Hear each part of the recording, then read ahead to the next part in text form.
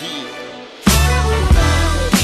up? I'm KBHD here, and this is the iPhone 12 and the iPhone 12 Pro. The ones a lot of people have been waiting for, but also the controversial ones a little bit because of this new unboxing experience.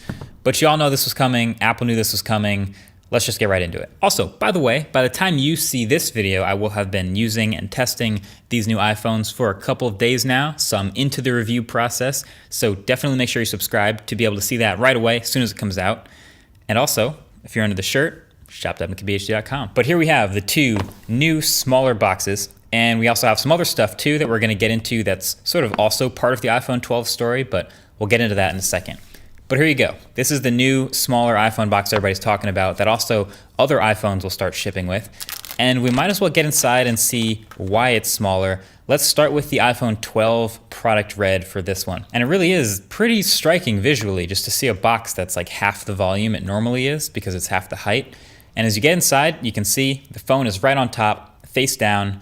Footprint is basically the whole box with a little bit of padding. So I imagine the Pro Max box will have to be a little bigger, and then maybe the mini box is even smaller. But we might as well get to that plastic peel. It's pretty simple this time. And right away, that is the product red iPhone 12. Looking not actually that red, but I'll get into that in a second. But let's finish the unboxing. We do have the cable here, USB-C to Lightning. The only other stuff in the box is the paperwork, which is all in this little half-sized pamphlets, the product red sheet, the SIM card removal tool, and a single sticker. So just one white sticker with the iPhones now. And that's it. No wall brick, no headphones, just a phone and a cable in a box, basically. All right, let's take a look at the iPhone 12 Pro. Same exact size phone, so same exact size box, just all black now since the Pro phones are all with these dark themes. So the black box with blue accents for the Pacific Blue phone. But yeah, once you get inside, the phone's right up on the top, and the contents of the box are in fact the same. No special fancy colored stickers for the Pro or anything, and no product red sheet, obviously. Just a phone and a cable. And that's the unboxing for iPhone 12 and iPhone 12 Pro. So the controversy, just to address it right off the bat, is the no charging brick in the box. Apple's defense of it is it's an environmental benefit, meaning they won't have to ship all these chargers and materials that are just going to end up in landfills anyway because people already own charging bricks. Fair. But the thing is, the wall brick that they're talking about, that they've been shipping with the iPhone since the beginning of time, that everybody has already, is the USB-A wall brick, and they're shipping a USB-C cable with the iPhone 12. The only people that have a USB-C wall brick are people who bought the iPhone 11. So most iPhone 12 buyers that only have the USB-A wall brick will have to also go out and buy a USB-C wall brick, which Apple will conveniently sell you, so you can see how that looks. Either way, this is my first look at the new iPhones in person, actually feeling them in the hand, and I gotta say, I am definitely a fan of the updated like industrial design. They look and feel great to me, really solid, a little heavy actually. The boxy sides are everything I wanted as far as taking inspiration from the iPad Pro or even iPhone 4 or iPhone 5 eras of phones. Antenna lines near the corners, super tight tolerances, a flat screen, pretty minimal camera bump, but not zero.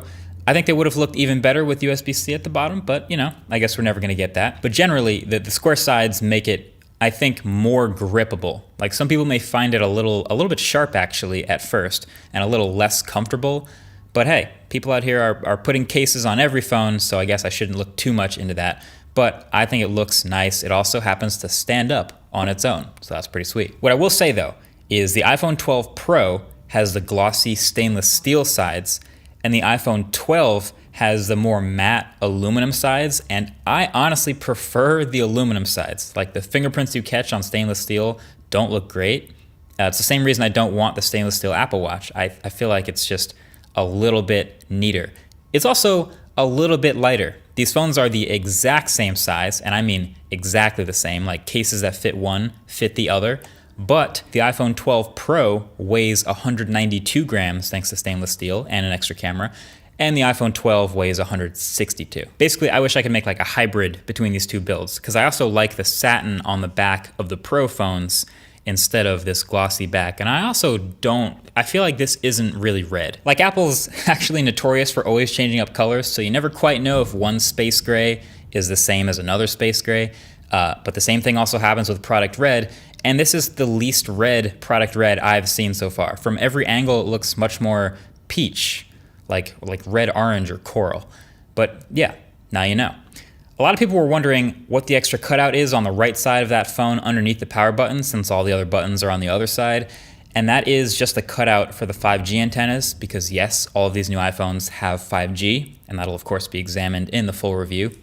And other than that, I mean, you probably already recognize everything about these phones. It's still looking very much like an iPhone, same notch up at the top, but of course the much better looking OLED display on the iPhone 12 that essentially matches what we've seen on these Pro phones. So these two phones are, as expected, very close to each other in a lot of ways, likely on purpose. And I'll get to the price analysis in the full review video, but I wanted to dive into something a little more that's actually new with these, which is MagSafe. So all these new iPhones now have magnets in the back embedded in the wireless charging coil for compatible accessories. They're calling it MagSafe, so they're bringing the name back. And there is potential for a whole world of new MagSafe accessories that slap onto the back of the phone with magnets, right? Now, I don't know about you, but my first question when I saw this was, okay, that is going to depend entirely on how strong these magnets actually are. So now that we have it, how strong are they and what are they like to use? Well, what better way to visualize what's happening here than some good old-fashioned magnet paper? So this is what happens when you put magnet paper up to an old iPhone 11. There's nothing really here except down here at the bottom, which is actually just the speakers in the bottom of the phone.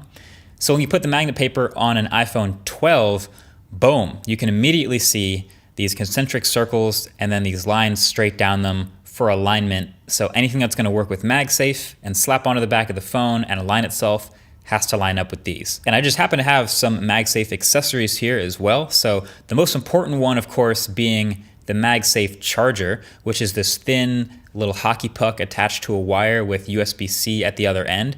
It's not a super long cable, it's 3 feet, and the puck itself basically resembles like a giant Apple Watch charger. It's flat, it's metal on the outsides, it's white plastic on the inside, and it just slaps onto the back of the phone like this. It's actually pretty much precisely centered over the logo, so it's an easy spot to find, and it's firm, but obviously since it's just a circle, it doesn't align with those other 3 lines underneath, so it can spin freely, which is kind of neat. And when you get it connected, I believe there's an NFC chip inside that tells the iPhone what accessory it just connected to and plays an animation on the screen accordingly. So when you connect just the MagSafe charger, you get just this little circular MagSafe charging animation, and it's charging at 15 watts. Cool. Then there's accessories like this MagSafe wallet that they showed. Boom, it has all the corresponding magnets inside to match up with the alignment of the iPhone, and when you connect it, it just kind of snaps onto the back in place. Again, somewhat firmly, but it's not super strong.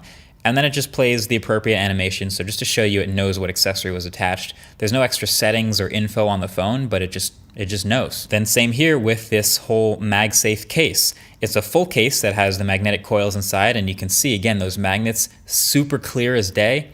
And when you put it on the phone, the whole screen lights up because it knows a whole case is now on the phone. Now, just in case you're wondering, why would you need a whole MagSafe case? What's the point? So if you have the iPhone and the MagSafe case, you attach it, shows the animation, realizes the case is on, a specific blue animation, which is cool for the case.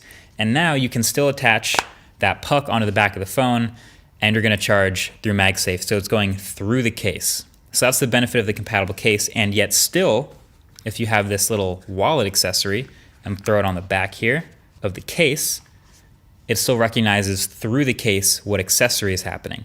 But if I try to charge through the wallet and the case, it actually still magnetizes, but it doesn't charge. So it seems like the limit to how many accessories, I mean, of course the wallet is magnetically shielded because you don't want to have the cards inside get messed up.